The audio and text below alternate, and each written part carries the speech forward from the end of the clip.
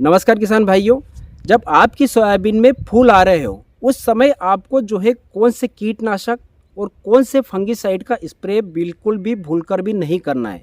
अन्यथा आपकी सोयाबीन में फूल ड्रॉपिंग की समस्या आ सकती है, फूल जलने की समस्या आ सकती है या फूल झड़ने की समस्या आती है। क्योंकि 80% किसान भाई फूलों की अवस्था में इन कीटनाशक का स्प्रे करके जो है यह गलती करते हैं। क्योंकि कई बार ऐसा होता है किसान भाइयों कि सोयाबीन की बढ़वार अच्छी होती है, सोयाबीन अच्छी दिखती है हमें, लेकिन हमारी उम्मीद के मुताबिक जो है उसका उत्पादन नहीं निकलता है।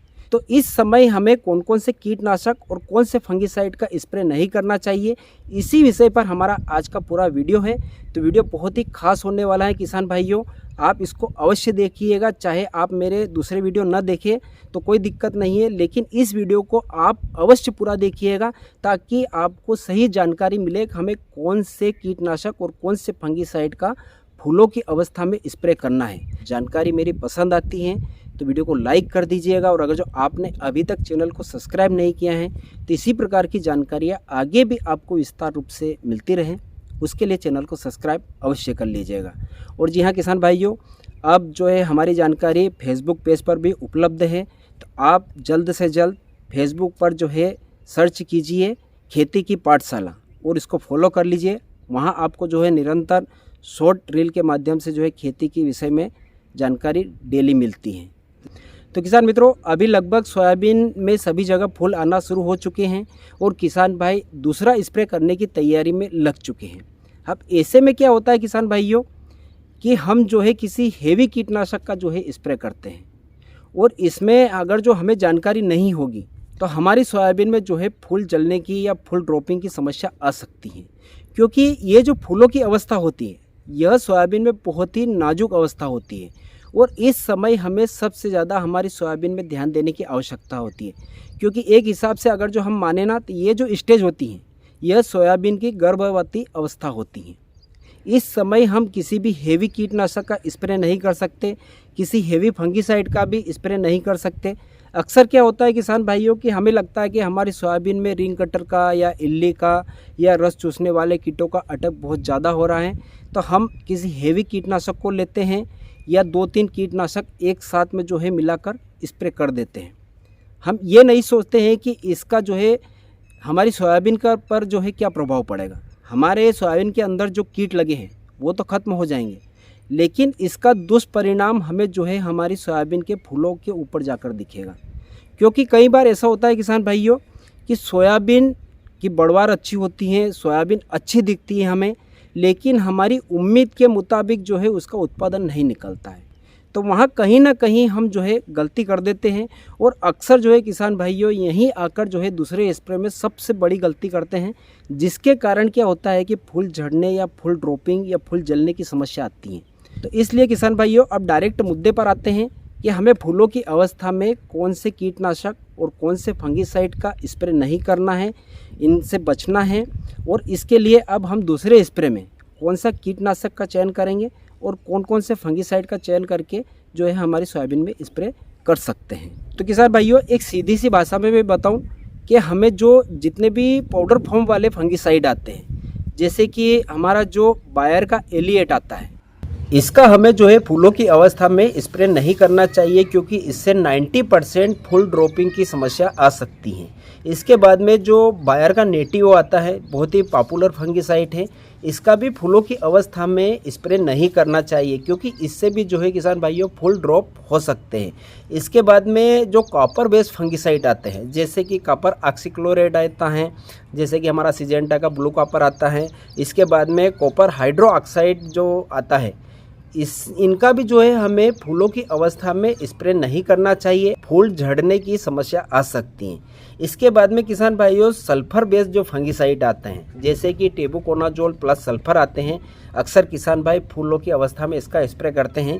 लेकिन अगर जो टेम्परेचर ज़्यादा हो, यानी कि 30-32 डिग्री का टेम्परेचर हो, धूप ज़्यादा निकली हुई हो, उस समय हमें सल्फर बेस्ड फंगिसाइड का भी जो है सोयाबीन में स्प्रे नहीं करना चाहिए, अन्यथा इससे भी जो है आपके फूल जल सकते हैं। इसके बाद में जो माइक्लोब्रोटानिल आता है, 10% WG पाम में आता है, इसका भी हमें सोयाबीन में जो है फूलों की अवस्था में स्प्रे नहीं करना चाहिए। इसके बाद में जो एसिटामेप्रिड है, बायर का, मेलेडियोसी है, इनका जो है हमें फूलों की अवस्था में स्प्रे करने से बचना चाहिए किसान भाइयों, क्योंकि नहीं तो इससे या तो आपके फूल ड्रॉप हो सकते हैं, या फूल झड़ सकते हैं, या फूल जो है गिर सकते हैं। अब अगर किसान भाइयों हम इन फंगिसाइड का स्प्रे नहीं करें तो इसकी बजाय कौन से फंगिसाइड का स्प्रे करें ताकि जो है हमारे फसल में लगने वाले फंगस को जो है आसानी से कंट्रोल कर लें। तो इसमें जो है किसान भाइयों लिक्विड फॉर्म वाले जितने भी फंगिसाइड आते हैं आप उनका जो है स्प्रे कर सकते हैं। सिजेंटा का एमिस्ट्रो टॉप आता है, आप उसका स्प्रे कर सकते हैं। बायर का फोलिक्योर आता है, आप इसका भी जो है स्प्रे कर सकते हैं। सिजेंटा का फ्लू गोल्ड आता है, उसके बाद में ट्रिल्ट आता है, कवच फ्लो आता है, स्कोर आता है। ये जो फंगिसाइड हैं जो स्क्रीन पर चल रहे हैं, आप इनका जो है स्प्रे करेंगे तो कोई दिक्कत भी नहीं आएगी, हमारे फूलों को कोई समस्या नहीं आएगी। और उसके बाद ये सिस्टमेटिक एंड कॉन्टैक्ट फंगिसाइड है जो कि दोनों प्रकार से फंगसों को कंट्रोल करते हैं, तो आप इनका बेहिचक जो है स्प्रे कर सकते हैं, कोई दिक्कत नहीं आएगी। अब बात करते हैं किसान भाइयों कि हमें कौन से कीटनाशक का भी जो है फूलों की अवस्था में स्प्रे नहीं करना चाहिए। तो खास करके जैसे कि जो प्रोपेनोफास आती हैं, सिंगल जो प्रोपेनोफास आती हैं, इसका हमें फूलों की अवस्था में स्प्रे करने से बचना चाहिए। या क्लोरोपेरीफास, इसका भी स्प्रे नहीं करना चाहिए। मोनोक्रोटोफास, इसका भी जो है फूलों की अवस्था में स्प्रे नहीं करना चाहिए। जो सिंगल लेमडासाइलोथिन आती हैं उसका भी जो है हमें फूलों की अवस्था में स्प्रे नहीं करना चाहिए। कोराजन, जैसे कि मैंने पहले भी वीडियो में आपको बताया है कि जब हमारे फूलों की शुरुआती अवस्था होती हैं उस समय हमें कोराजन का भी स्प्रे करने से बचना चाहिए, क्योंकि कोराजन से भी किसान भाइयों फुल ड्रॉपिंग की समस्या आती है। और यह कंपनी खुद कहती है कि जब हमारी सोयाबीन में फूल निकलना शुरू हो रहे हो उस समय अगर जो हम कोराजन का स्प्रे करते हैं तो उससे जो है 8 से 10 दिनों तक जो है फुल ड्रॉप यानी कि फूल आना रुक सकते हैं। अगर जो आपकी सोयाबीन में फूल पर्याप्त निकल चुके हैं और फलियां बनने की स्टेज बन रही हैं तो उस समय आप जो है कोराजन का स्प्रे कर सकते हैं। इसके बाद में डव एग्रो की जो डेलीगेट आती है आप उसका भी जो है फूलों की अवस्था में स्प्रे मत कीजिएगा। अदामा की जो बोराजाइट आती हैं इसका भी जो है हमें किसान भाइयों फूलों की अवस्था में स्प्रे नहीं करना चाहिए। जो 5-7 जो स्क्रीन पर चल रहे हैं किसान भाइयों, इन दवाइयों का भूलकर भी हमें जो है फूलों की अवस्था में स्प्रे नहीं करना चाहिए। यहाँ मैं एक बात और आपको बता दूं किसान भाइयों कि अगर जो आपकी सोयाबीन में ज़्यादा इल्ली का अटैक नहीं है, ज़्यादा रस चूसक कीटों का भी अटैक नहीं है, तो आप इसमें जो है हेवी कीटनाशक का स्प्रे की बजाय आप इसमें थोड़ा सा सिंपल और हल्का जो है स्प्रे करेंगे तो किसान भाइयों आपकी जो है खर्च भी कम लगेगा। उसके बाद में आपकी सोयाबीन को भी जो है झटका नहीं लगेगा। तो इसके लिए आप अब कौन से कीटनाशक का स्प्रे कर सकते हैं, तो जैसे कि किसान भाइयों बायर का जो सोलोमन आता है आप उसका भी स्प्रे कर सकते हैं, इसके भी बहुत ही शानदार रिजल्ट है। इसके साथ में आप इमामेक्टिन मिला लीजिए और इन दोनों का जो है स्प्रे कर सकते हैं। या फिर सिजेंटा की जो सिमोडिस आती है आप उसके भी बहुत ही शानदार रिजल्ट है। इसके साथ में हमें कुछ मिलाने की आवश्यकता नहीं होती है और यह हमारी फसल के लिए सुरक्षित है, तो आप सिमोडिस का भी स्प्रे कर सकते हैं। BSF की एक्सपोनस जो आती है उसके भी बहुत ही शानदार रिजल्ट है। वह अकेली जो है सभी प्रकार के कीटों को नियंत्रण करता है और हमारे फसल के लिए बहुत ही अच्छा है, इसके अच्छे रिजल्ट मिले हैं, तो आप इसका भी जो है स्प्रे कर सकते हैं। उसके बाद में जो सिजेंटा की अलीका आती है, अब जैसे कि मैंने पिछले बताया कि आपको लेमडासाइलोथिन का स्प्रे नहीं करना चाहिए, इसके साथ में लेमडासाइलोथिन है, लेकिन इसका जो है ग्रुप चेंज हो चुका है, उसमें जो है जेडसी फॉर्म में मिलता है, इसका परसेंटेज कम है, तो आप इसके साथ में जो है अलीका स्प्रे कर सकते हैं। उसी के साथ में एक किंग डोक्सा आती है, आप जो है इसका भी जो है स्प्रे कर सकते हैं, कोई दिक्कत नहीं है।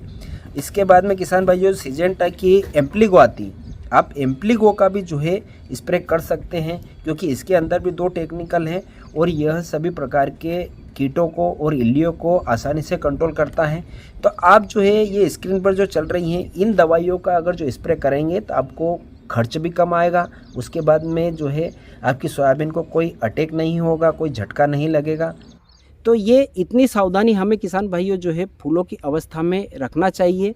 तो थोड़ा सा क्या है कि फूल हमारे झड़ने से या ड्रॉपिंग से आप जो है बच सकते हैं। तो किसान मित्रों जानकारी कैसी लगी कमेंट करके अवश्य बताइएगा। इसके बाद भी अगर जो आपके कुछ प्रश्न हैं तो कमेंट के माध्यम से अवश्य पूछिएगा। मैं सभी किसान भाइयों के कमेंट की जो है उत्तर देने की कोशिश करूँगा।